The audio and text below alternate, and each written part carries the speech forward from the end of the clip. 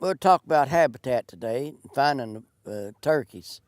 You go out in the woods and you can actually find where turkeys has been using or scratching. Turkeys, they will scratch around looking for bugs or snails or whatever, anything to eat, grubs. They love to scratch. Acorns, they try to find something to eat. Seeds, any type of seeds. They love that in the mountains. But if they also like clover, in the wintertime, they like to get in the farmer's fields where he's got winter rye planted. They like green grass also in the fall. If you own private land, it is isn't illegal to feed wildlife. You can feed wildlife up to 10 days before hunting season.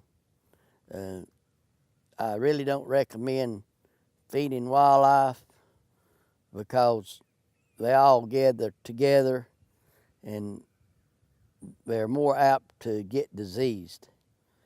And it's best, I think, to let them eat on their own in the wild.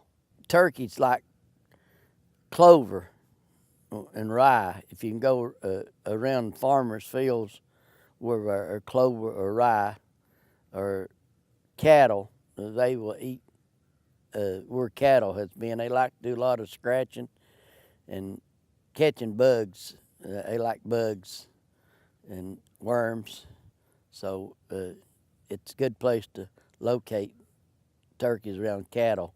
Dairy barns, they love that area because they eat the byproduct from the cattle. About the only thing you can do is if you see a flock of turkey in the field somewhere, you can stop and ask the farmer if he allows hunting, and lots of times he will say yes or no. Definitely yes or no, and you might be lucky and he'll let you hunt. On public hunting land, TWRA puts out a booklet, and it's got all the places that public, national and public forest, national forest, and you can find out from that booklet or call TWRA. A lot of the old-timey hunters, they like to have a fly down, and they take a wing of a turkey and they hit it on the side of their legs, and it actually sounds like a turkey flying down.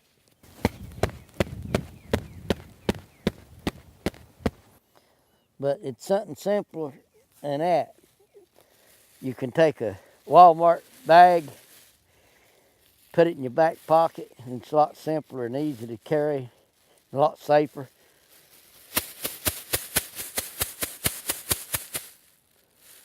Same thing, same sound. I'm gonna have to get it out of the bottle. Let's go in and have a biscuit,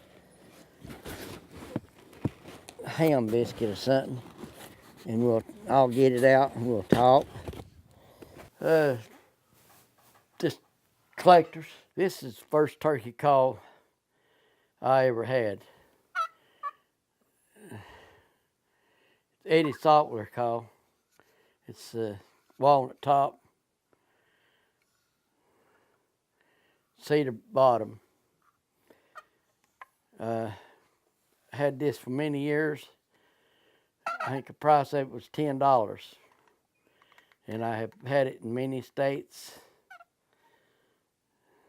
Texas, Kansas, Florida, and I've harvested quite a few turkeys with it. Looked like 30 plus. I've put a notch in it every time I've harvested a turkey, and what state I've harvested them from. But it's retired now. It's a great call. It's a Ashby call. I have used it for many years too.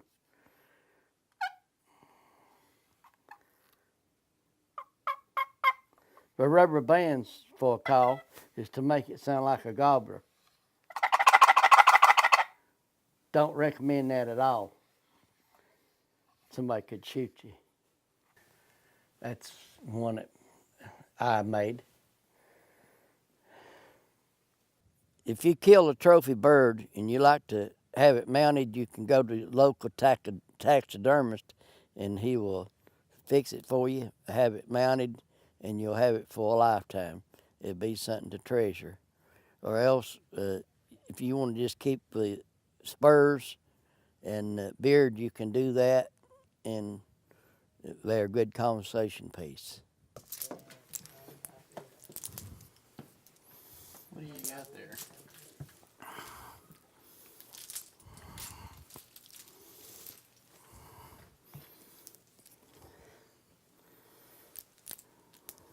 These are necklaces from spurs that I have, from turkeys I have harvested. This is actually the middle toenail of a turkey. I tell everybody that's what he got the grubs out from under the logs with. He hooked them out.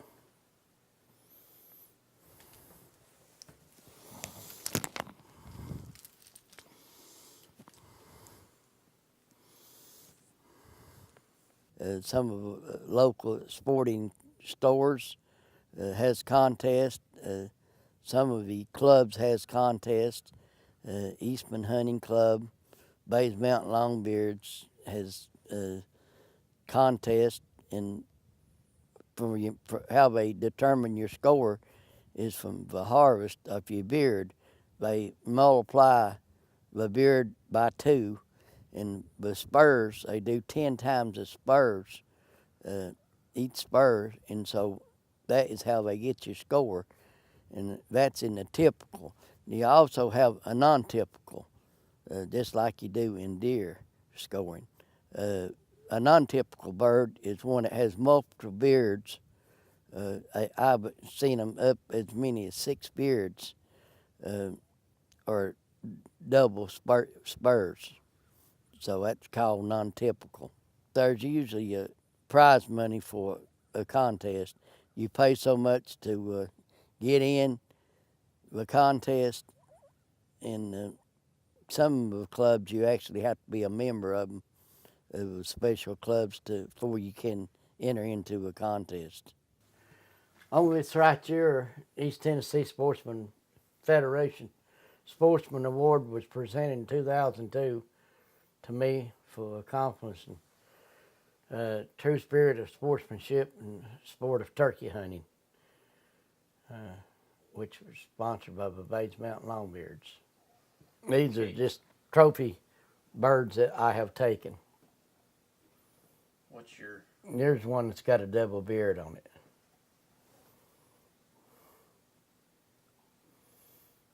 This was a 2011 Eastman Hunting Club Big Gobbler Contest. First place in the typical.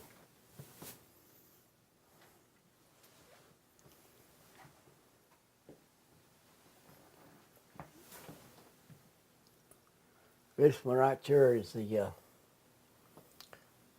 2009 AWA first place Eastern Wild Turkey.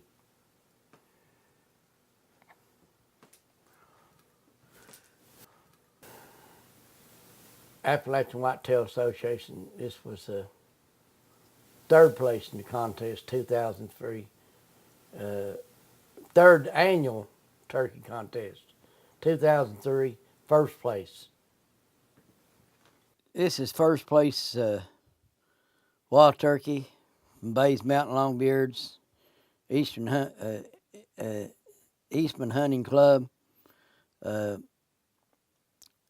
Also, the beard was 12 2 1/16 inches long, and the spurs was 1 5/16 inches long. Today is last day of turkey tips, so if you're lucky enough to harvest a turkey, you need to take it to one of the local checking stations and check it in, or else call TWRA and let them know that you harvested one, and you can go online to do that, and that way the state knows how many birds has been harvested throughout the year and throughout the season. Thank everybody for looking at the turkey tips this year, and good luck. Hope you have a safety hunt, and hope you kill a trophy bird.